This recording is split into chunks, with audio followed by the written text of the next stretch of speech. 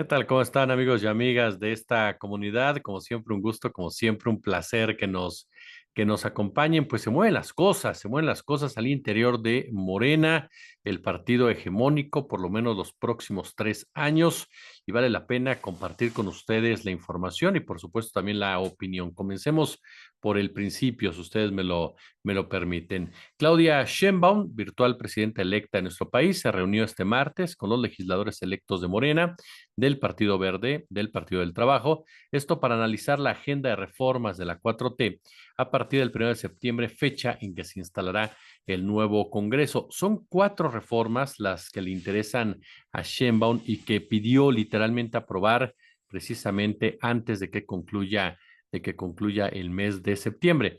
Hablamos de los pueblos indígenas, que es una de sus reformas claves, propuesta por ella. Está muy atenta, muy interesada a la misma. La reforma LISTE, reforma al Poder Judicial y elevar a rango constitucional algunos programas sociales, como por ejemplo el apoyo a las mujeres y también, por supuesto, la beca universal. ¿Qué fue lo que dijo Claudia Sheinbaum? Tenemos un mandato popular, avanzar con la cuarta transformación por el bien de nuestro pueblo, de nuestra nación, fue lo que señaló, parte de lo que señaló. Durante el encuentro, Sheinbaum recordó a los integrantes de las bancadas de la 4T que existe un acuerdo. Ojo con este punto porque es el que ha generado ya controversia en redes sociales. Que existe un acuerdo desde el año pasado con los ex precandidatos presidenciales Adán Augusto, Ricardo Monreal, Marcelo Ebrard y Manuel Velasco, por lo que pidió a los futuros diputados y senadores acordarse de ellos a la hora de elegir a sus coordinadores parlamentarios. En el caso de Velasco, él ya desde que llegó lo dijo: yo no voy a ningún gabinete, yo voy a coordinar a los senadores de mi partido, del Partido Verde Ecologista de México. Él llegó a esta reunión, no, en el World Trade Center de la Ciudad de México, en donde incluso el propio Marcelo Ebrard, cuando es abordado por la prensa, dice que a él no, que a él nadie lo ha invitado al gabinete de Claudia Sheinbaum. Y en este marco es que la doctora destacó el comportamiento de sus ex contrincantes, aseguró que estos mantuvieron la unidad del movimiento, por lo que recomendó simplemente que hay que tomarlos en cuenta al momento de votar por los coordinadores en las dos cámaras. Ricardo Monreal, después en un chacaleo, no fue una conferencia de prensa, fue un chacaleo, como se le dice cuando llegan los reporteros, te empiezan a entrevistar ya sea en la banqueta o saliendo de un evento, o en el propio evento, ¿no? Señaló que él será el próximo coordinador de los diputados del Movimiento de Regeneración Nacional, ¿no? Porque los compromisos se cumplen. Textualmente dice en este audio: había un compromiso político que se firmó una vez que se logró el proceso interno, y los que no participaron, por ejemplo en Morena, que había 4, cada uno de ellos invitaría al gobierno, y los otros 2 era lógico que fuera a las cámaras. Ella dijo: en Morena los acuerdos se cumplen y bueno, hay que cumplir la palabra, fue lo que dijo Monreal, que por cierto, déjeme comentarle que ayer, si no mal recuerdo, no fue ayer, usted corríjame, no sé si fue antier o ayer, pero más de 20 diputados federales electos precisamente y alineados con Marcelo Ebrard anunciaron su apoyo a Ricardo Monreal para que asumiera la coordinación del grupo parlamentario de Morena en la Cámara de Diputados durante la próxima legislatura federal. La decisión se formalizó tras una reunión con Marcelo Ebrard, en la cual se discutieron las cualidades y experiencias de Monreal, que dicen servirán precisamente para culminar el plan C de Claudia Sheinbaum una vez que asuma la presidencia de México. Ahora, efectivamente, a ver, hagamos un poco de historia. Cuando se confirmó, ¿no?, cómo serían las formas, las maneras de la disputa de las entonces corcholatas por la candidatura presidencial de Morena, fue el presidente Andrés Manuel López Obrador el que delineó los pasos a seguir más allá del resultado que se alcanzara en esa disputa. Fue él el que les dijo: el segundo lugar va a la coordinación de senadores, el tercer lugar va a la coordinación de diputados y el cuarto lugar es invitado precisamente al gabinete. Tendrá un puesto en el próximo gabinete. En ese momento la oposición, como siempre, aseguró que el presidente pues les estaba imponiendo su decisión a los participantes. En lo personal, yo creo que simplemente delineó una hoja de ruta, delineó un periplo necesario precisamente para mantener la unidad, a sabiendas el propio Andrés Manuel López Obrador que la oposición solamente podría sobrevivir si hubiera una fractura real en Morena, como la que de repente pareció darse cuando Marcelo Ebrard Casaubon decide, ¿no?, denunciar distintas irregularidades y no aceptar de inmediato el triunfo de Claudia Sheinbaum. Mucho se habló, y ustedes lo saben muy bien, que Ebrard dejaría precisamente Morena. Yo les soy honesto, después de, pues, de reflexionarlo, de leer, de escuchar a los involucrados, me queda claro que Ebrard lo pensó dos y hasta tres veces, sobre todo en cuanto a su futuro político. ¿Por qué? Porque no había mucho para dónde hacerse. Supongamos que Ebrard hubiera aceptado la invitación de Dante Delgado, que la hubo, para competir por Movimiento Ciudadano. Movimiento Ciudadano no hubiera alcanzado más del 10% de la votación. Es decir, Ebrard sí hubiera sido candidato presidencial, pero iba a perder. Y no solamente eso, si él hubiera asumido la dirigencia de MC, como se comentó en ese momento, hubiera enfrentado una fuerte resistencia por parte de Movimiento Ciudadano del Norte y también de Jalisco. Es decir, no llegaría a un partido estructurado, ni llegaría como héroe, ni sería recibido con bombos y platillos, como Dante Delgado le quiso hacer creer. Y del otro lado, era sumarse a una oposición, tal vez ser el competidor de esa oposición, pero sin ninguna posibilidad de ganar y quemarse de una manera brutal, ¿no? ¿Por qué? Porque iba a encabezar a una alianza conformada por el PRI, por el PAN y por el PRD. Tres partidos que están totalmente desacreditados. Y tres, Ebrard sabía perfectamente que abandonar Morena era una confrontación directa con el presidente Andrés Manuel López Obrador. Y no es lo mismo, y esto es un punto fundamental, no es lo mismo abandonar un partido después de una derrota interna como víctima que como traidor. Entonces, si Ebrard se hubiera ido por esta situación, sabe perfectamente que no hubiera sido visto como víctima, no hubiera sido visto como alguien al que le robaron la elección, sino más bien alguien como que hizo berrinche después del resultado de la misma, y el papel de traidor, sin duda alguna, hubiera jugado en su contra y hubiera tenido un destino similar al de su mentor, al de Manuel Camacho Solís, que después de abandonar precisamente el PRI, pues no tuvo muchos caminos más que ser candidato presidencial como lo deseaba por el Partido del Centro Democrático, si no mal recuerdo, con una votación que alcanzó el 1%, me parece, perdieron hasta el registro, aun y cuando en su momento Camacho pues apoyó públicamente al ingeniero Cuauhtémoc Cárdenas Solórzano en la disputa con Vicente Fox Quesada y con Francisco Labastida Ochoa en esa alternancia pactada. Pero bueno, finalmente, sin duda, la presencia de López Obrador ayudó a evitar esas fracturas. El propio Andrés Manuel López Obrador tranquilizó a Adán Augusto, un hombre de todas sus confianzas, un hombre de todas sus lealtades, un hombre cercano, en definitiva, al primer mandatario, haciéndole ver también los errores que había cometido durante la campaña y que lo alejaron de las bases. Algo que, si ustedes no mal recuerdan, el presidente insistió constantemente durante esa disputa, que había algunos que se estaban alejando de los principios, que se estaban alejando de la ciudadanía, literal, que estaban haciendo una campaña que no pertenecía a la esencia de Morena, que estaban gastando de más, incluso en el tema de los espectaculares y demás. Adán Augusto incluso sostuvo una fuerte diferencia con Televisa, con Loret de Mola y con varios pseudo periodistas, pseudo analistas que inventaron de manera muy perversa, muy cobarde, una relación extramarital. Lo cierto es que Adán Augusto parecía que quedaría en el tercer lugar de la contienda y no fue así.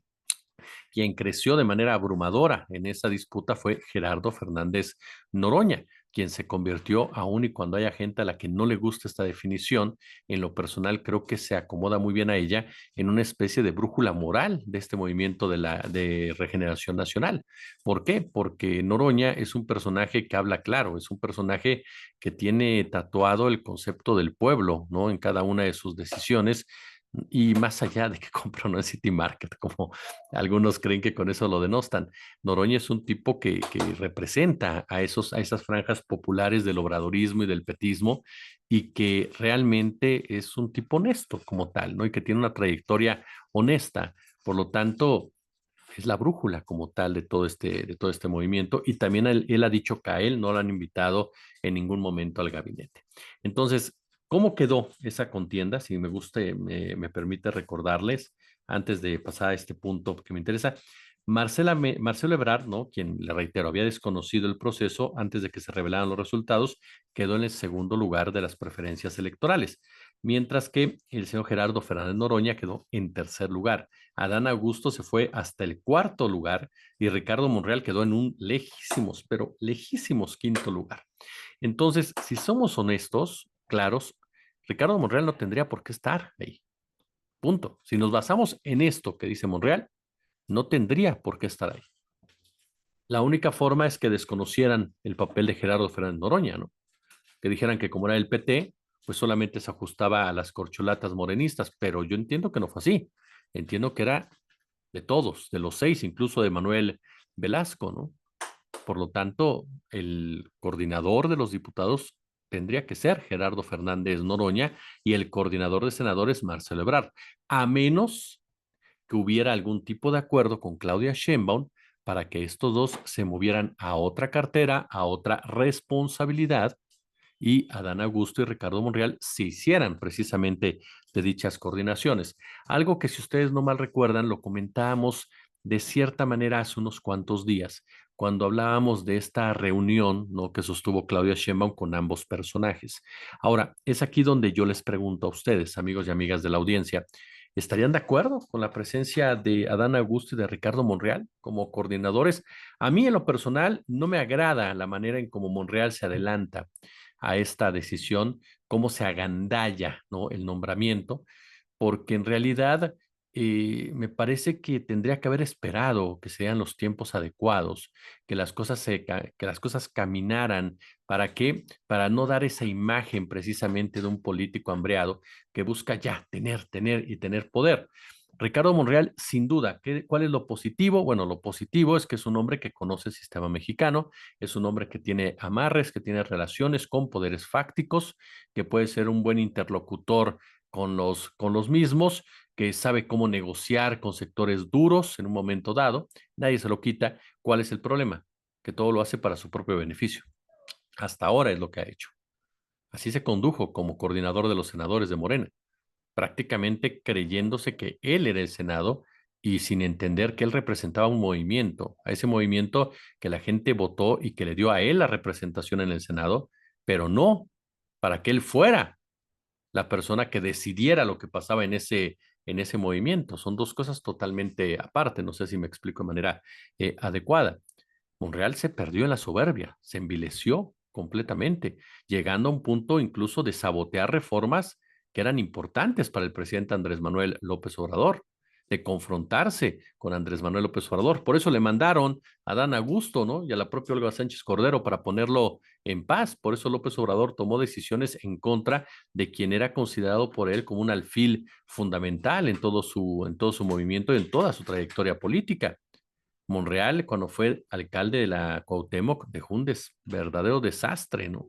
Después nos heredó a Néstor Núñez, que fue peor, y luego Sandra Cuevas, ¿no? Y ahora nos quería imponer ahí a Katy Monreal. Bueno, les quería imponer a los vecinos de la Cuauhtémoc a la Katy Monreal, como se le conoce, y no porque Rojo de la Vega sea mejor, pero me queda claro que la votación en la Cuauhtémoc fue un no rotundo a todo lo que significa Ricardo Monreal. Y la pregunta entonces es, ¿qué representación tiene Monreal al interior de Morena, cuando queda en un lejano quinto lugar, cuando la imagen de Monreal está bastante trasnochada, bastante trastocada y la gente lo ubica junto con Marcelo, incluso me atrevería a decirlo así, en dos personajes capaces de traicionar a este movimiento? Y esta alianza entre Ebrard y Monreal, que ya se venía gestando desde que Ebrard había sido candidato al interior de Morena, pues sin duda alguna sí levanta las antenas de varios, ¿no? Al considerar, y lo hemos dicho aquí, que tarde o temprano Ebrard y Monreal van a formar su propio partido. Para mí, ellos son los que van a encabezar tarde que temprano una decisión al interior de Morena, ¿no?, para formar un nuevo partido de oposición. Eso me queda muy, pero muy claro, ¿eh? Porque no es lo mismo la lealtad y amistad que le puede tener Ebrard a López Obrador que la que le tiene a Claudia Sheinbaum como tal.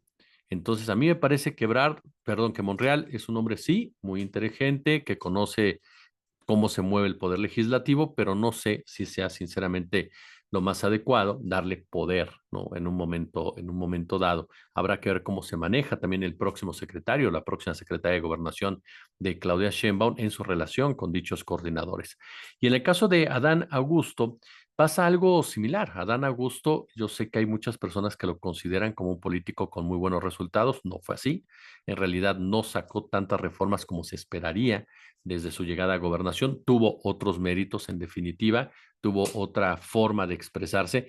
Claro, después del paso de Olga Sánchez Cordero, que fue bastante gris, el de Adán Augusto fue mucho más prolífico, mucho más propositivo, mucho más exitoso en la Secretaría de Gobernación, desde donde llevó a cabo diversas acciones, si no en relación con el Poder Legislativo, sí al interior y al exterior del partido, que le dieron cierta viabilidad en algunos puntos que parecía que se detenían en la cuarta transformación. Me parece un personaje que puede serle útil a Morena en esa posición, un personaje que tiene experiencia, sin duda alguna, en momentos claves, pero que tendrá, por supuesto, también que alinearse y tendrá que disciplinarse porque no le gustó nada la victoria de Claudia Sheinbaum. Si no me creen, revisen el video en donde están dando a conocer los resultados, quién es el único que manifiesta en su rostro una molestia de todos los que están ahí presentes, con excepción, claro, que de verdad que ni siquiera asistió.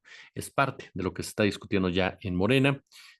Me parece en el caso de Sheinbaum que ella hace lo correcto, es decir, a ver, hay un acuerdo que se tiene que respetar. Yo le sugiero al movimiento que se definan por estos personajes y por estas personalidades. Ese paso me parece el adecuado, buscar la unidad en todo momento. Veremos cuánta tolerancia tiene la doctora Sheinbaum, cuánta tolerancia tiene la presidenta en un momento dado en que se dé cuenta, en dado caso que se presente, que las cosas no están caminando por una cuestión de intereses personales, que ojalá, le reitero, ojalá me equivoque a ese respecto. Pero bueno, ahí tiene usted este comentario. Déjenos, por supuesto, sus opiniones, déjenos también sus puntos de vista, que todo nos enriquece, nos ayuda muchísimo a crecer, nos ayuda muchísimo, por supuesto, a entender más las cosas. No olvidemos que el jueves se había anunciado que hoy martes, pero no, finalmente la doctora Sheinbaum cambió para el jueves el anuncio, el primer anuncio del gabinete, la primera parte en donde se espera que estén pues todos los integrantes de lo que se conoce como el gabinete directo, dirían de forma coloquial algunos, ya después llegaría el gabinete ampliado, pero en donde se estarían dirimiendo los nombres de personajes en las secretarías de salud, Secretaría de Gobernación, Secretaría de Seguridad, el caso concreto también, por supuesto, de Medio Ambiente, el caso de Economía, Hacienda ya está, lo que pasa con Cancillería, con Turismo, ¿no? Y lo hemos dicho, hay un grupo de personas muy cercanas a Claudia Sheinbaum que garantizan precisamente su presencia ya en lo que es la Secretaría de Educación, la Secretaría de Salud, la Secretaría de Agricultura, yo me atrevería a decir que hasta en la Secretaría de Seguridad Ciudadana, en el caso concreto de Omar García Harfuch, ojo con un detalle para que no se nos vaya. En esta primera ronda de reformas, Sheinbaum no habla de la Guardia Nacional que pase al ejército. La presidenta virtual no lo habla, la presidenta virtualmente electa. ¿Por qué? Porque una de las peticiones se sabe que hizo Omar García Harfuch es que no se le quite el control de la Guardia Nacional a la Secretaría de Seguridad Ciudadana. Entonces, si la Guardia Nacional pasa al ejército, Harfuch tendría solamente un cascarón administrativo y por lo tanto difícilmente sería útil incluso para la propia presidenta. Entonces, a mí me parece que esa reforma no la vamos a ver por lo menos los 3 primeros años de la administración de Claudia Sheinbaum por estas razones, porque ella pues confía mucho en Omar García Harfuch, del cual ustedes ya saben perfectamente bien lo que yo opino, ¿no? No me parece que fuera alguien que estuviera involucrado con un gobierno de izquierda por sus antecedentes, tanto personales como su integración en diferentes grupos que desde mi punto de vista le han hecho más daño que beneficio a este país en materia de seguridad. Pero insisto, creo que ya hay puntos por ahí claros, la Secretaría de Educación también, me parece que está muy claro quién va a llegar, el tema de la Cancillería, se ha estado hablando mucho de Juan Ramón de la Fuente, el papel de Arturo Saldívar, y veremos también, por supuesto, el de la doctora Altagracia, el de Tatiana Cloutier, el de Marcelo Ebrard, en fin, vamos a ver qué pasa el día jueves. Por lo pronto, así se están moviendo las fichas en Morena, y déjenme su opinión, déjenme también, por supuesto, su like, si les gustó, compartan el video, échele, por supuesto, la notificación de YouTube, la notificación del canal, suscríbase si son tan amables, échenos la suscripción, que saben que es fundamental, ya casi llegamos a los 165,000, vamos por ellos, y no se olvide, si hay chance, si hay oportunidad, super chat, super gracias, si no, con todo lo demás nos ayuda muchísimo de verdad. Como siempre un gusto, como siempre un verdadero, pero verdadero placer.